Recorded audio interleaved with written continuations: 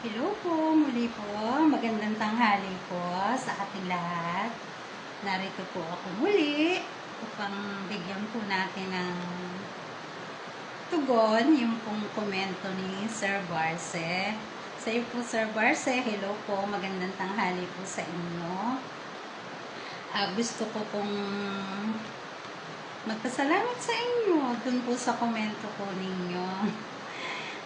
Kayo po yan kung ano po yung lumalabas sa inyo, yan po ang katotohanan sa kung ano po yung nilalaman ng puso ninyo. So, gusto ko pong sabihin sa inyo na nirerespeto ko po kayo kung ano man po yung opinion po ninyo. Pero bilang kayo po yan at ako naman po ito, may karapatan din po akong sagutin naman po upang marinig po yung hindi po ng side ko, dahil kung ako lang, okay lang naman po, dahil sino lang ba naman ako.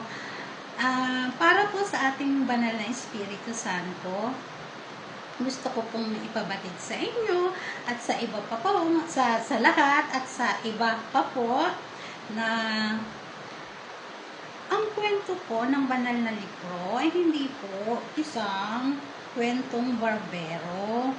Kasi po yung banal na libro po, nabuo po ito ng halos sa 5 taon pong mahigit na pakikipag-ugnayan po sa banal na Espiritu Santo. July 16, 2019 po.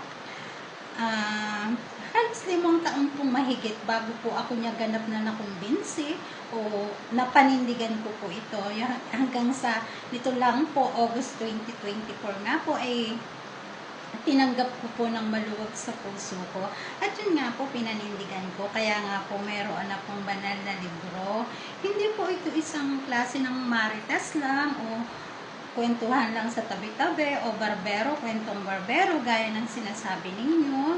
Kasi nga po, ang banal na Espiritu Santo po, hindi po natin pwedeng gamitin ang pangalan na yan sa kung ano-ano lang bagay. Lalo na po ito, gagawa ako ng kasaysayan gamit ang kanyang pangalan. Banal na Espiritu Santo po yan, hindi po pwedeng tampalasanin ng kahit na sino man. Baka po hindi ako aabot ng 1 linggo o 2 linggo, mabura po ako sa mundo. Kaya nga po, ang kapahayagan po, ang nilalaman po ng banal na libro ay mula po sa ating banal na Espiritu Santo, at ito po ay kasaysayan nating lahat kung saan po tayo nagmula. Dahil siya nga po yung banal na Espiritu Santo, umpisa po ang lahat doon po sa kataas-taasan hanggang sa makarating tayo yung sa kapanahunan. Kaya nga po, isa-isa ko po siyang inilalatag at hinihimay para nga po mas maintindihan. Pero gusto ko pong ipaabot sa inyo na hindi ko po itinataas dito yung sarili ko. Ako po'y walang ipinakikilala na kahit na ano para sa sarili ko. Ako po'y isang abang lingkod, isang payak, isang hamak na abang lingkod, kapareho lang din po ng lahat. Nagkataon lang po na ako po yung naatasan ng banal na Espiritu Santo para nga po maihayag ko po yung nilalaman nito. Dahil ano man po yung grupo nyo, Sir Barce, inirerespeto ko po yan. Kung ano man po yung kapahayagan ng lahat, nirerespeto ko po yan. Kaya nga po pinagawa ako ng banal na Espiritu Santo ng isang libro na para sa kanya, dahil nga po hindi ko naman po pwedeng ipagsiksikan sa kung ano na yung nakapahayag na. So, ang nais po ng banal na Espiritu Santo yung maihatid ko lang po sa inyong lahat. Then after po yan, bahala na po kayong magpasya. Never po akong makapagkumpetensya o manghimok na samahan niyo ako, dito kayo kasi ito ang totoo. Wala pong ganon. Dahil kahit po mismong kapamilya ko o mismong mga kaibigan ko po, never po silang kinumbinsi. Kasi ang ganon po, hindi po kalugod-lugod sa ating banal na Espiritu Santo.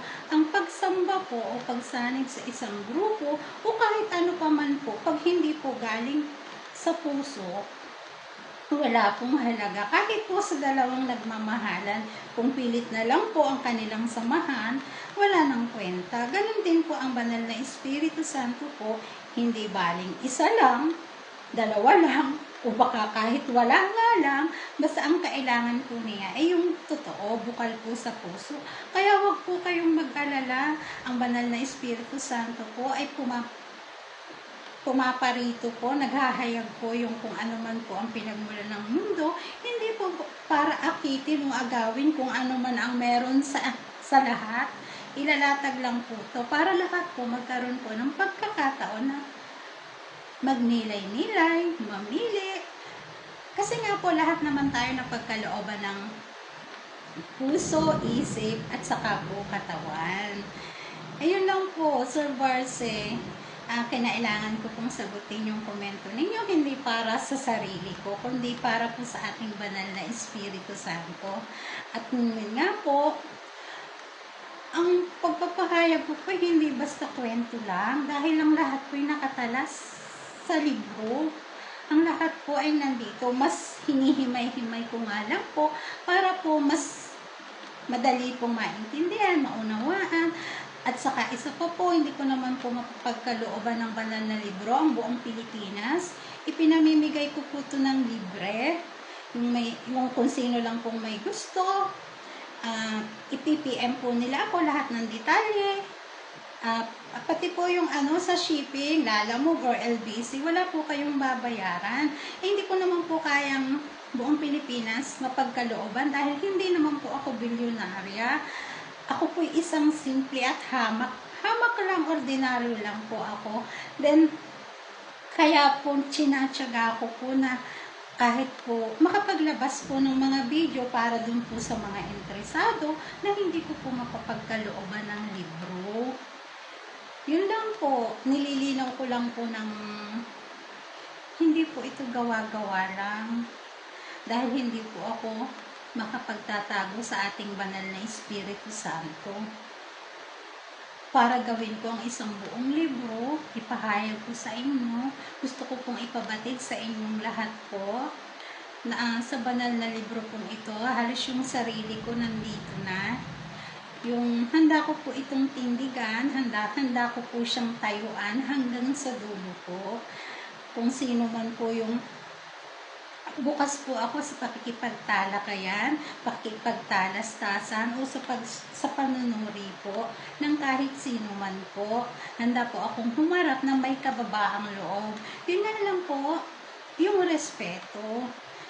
Yung respeto po natin sa isa't isa, anuman po yung ating antas ng pamumuhay, katayuan sa pamumuhay, anuman po ang ating kalagayan, kailangan po yung respeto lagi pong nasa gitna. Kasi hindi po ako makikipagbakbakan.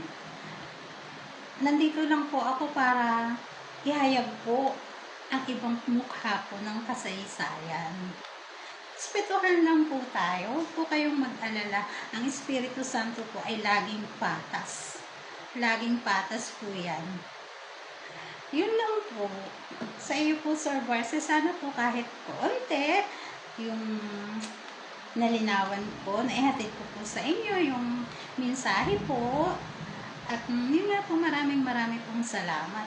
Kasi yun po yan eh. Kanya-kanya po tayo ng paniniwala. Yun lang po ang hinihiling ko. Magrespetuhan po tayo. Kung sa tingin ninyo ay kwentong barbero, di sige po. Yan po kayo. O hindi po, ang banal na Espiritu Santo po ay likas po yan. Na rumerespeto, malaya po ang lahat na magpasya. Maraming pong salamat. Hanggang sa muli po. Ako po ang inyong abang lingkod. Palagi ko pong sinasabi, wala po akong pinakikilala na para sa sarili ko. Ako po isang abang tagapagpahayag po ng mensahe po ng ating Diyos na kataas-taasan. Maraming pong salamat at hanggang sa muli po. Mabuhay po tayong lahat. Hello, Sir Barce. Love. Yun lang po. Hanggang sa muli. Paalam. Bye-bye.